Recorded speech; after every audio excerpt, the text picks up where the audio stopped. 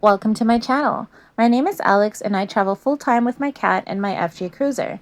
Sometimes we take the travel trailer with us, other times all we've got is our overlanding setup. Last time my grandma came RVing with me. This time I'm going to share some of my experiences in Animas, both the good and the bad.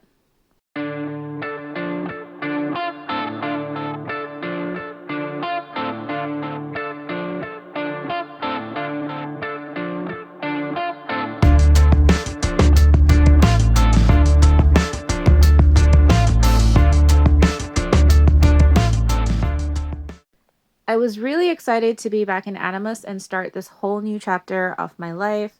I was definitely not ready to be off the road. I'm still not ready to be off the road, but I wanted to have like a central location that I was moving around and that was home in a sense, and to give me some kind of grounding. But as you know, that did not work out.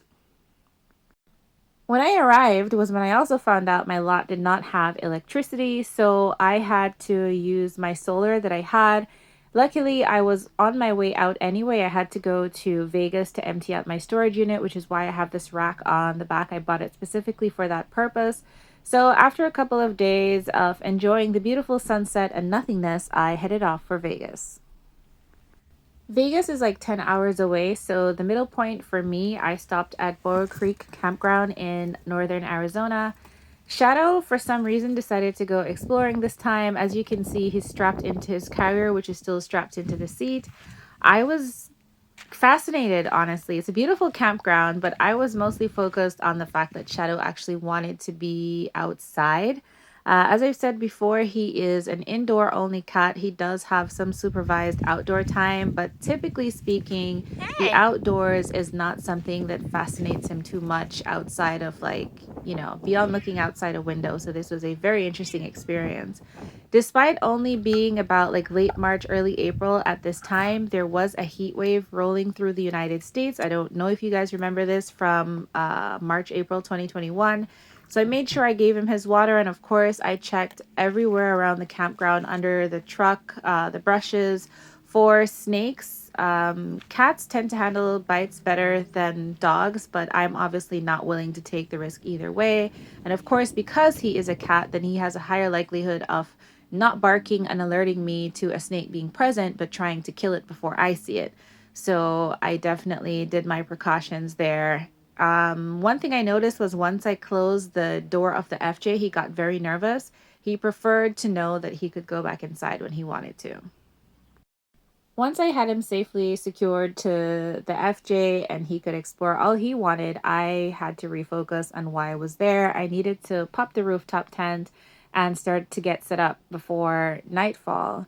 As the sun started to go down, of course, it started to get chilly. That's how it works in the desert, more so than most other places. And so I also knew, since he wanted to explore, he would not want to be in the rooftop tent just yet. It's not a space that he can get in and out of on his own. Whereas here on the back of the FJ, he could hop up or he could get off and have some time to himself.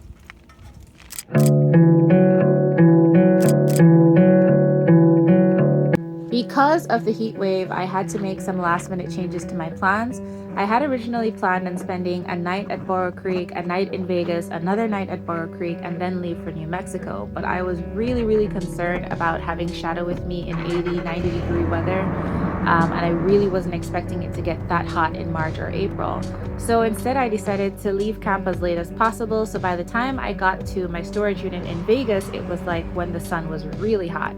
So I parked in the shade so that Shadow would be okay, leave the windows down, and then started to unpack my storage unit.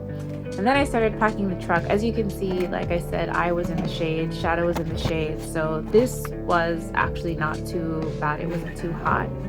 I have never had to move a storage unit before. At this point, I've done it, since then, but I didn't know what I was doing.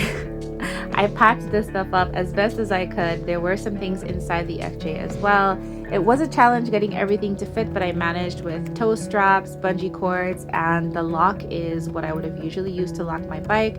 But I figured, I wanted to be able to stop for food or gas without worrying that somebody would try to steal something from the cargo rack.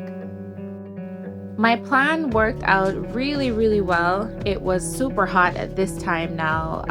Sometimes in the desert, like 3, 4 o'clock is when it starts to get really, really hot. So by the time we started to get closer to Borough Creek, it was already sunset. And so, as I wanted to, the hottest parts of the days we actually spent sitting in AC inside the truck.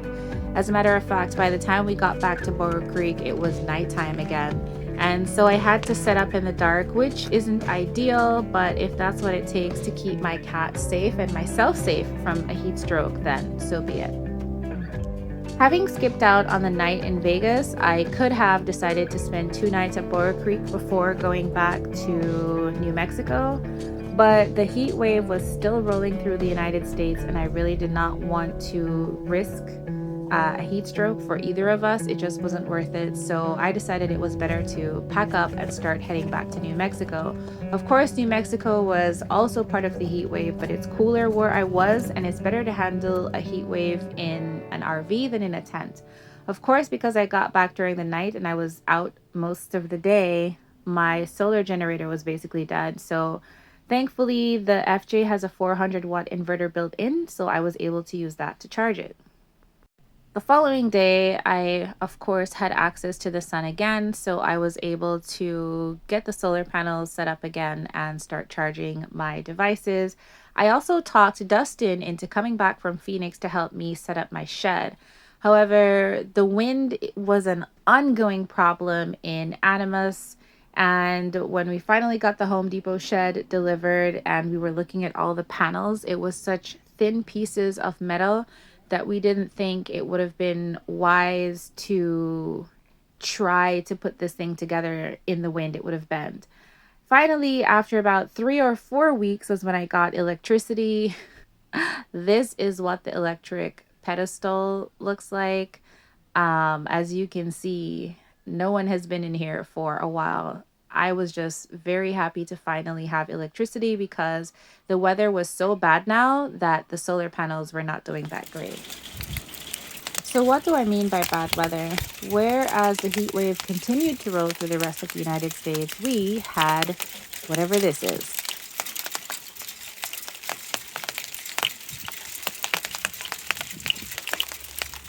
I also started to have really low water pressure, so I cleaned my filter. If you ever have that issue, I highly recommend trying this. It worked for me.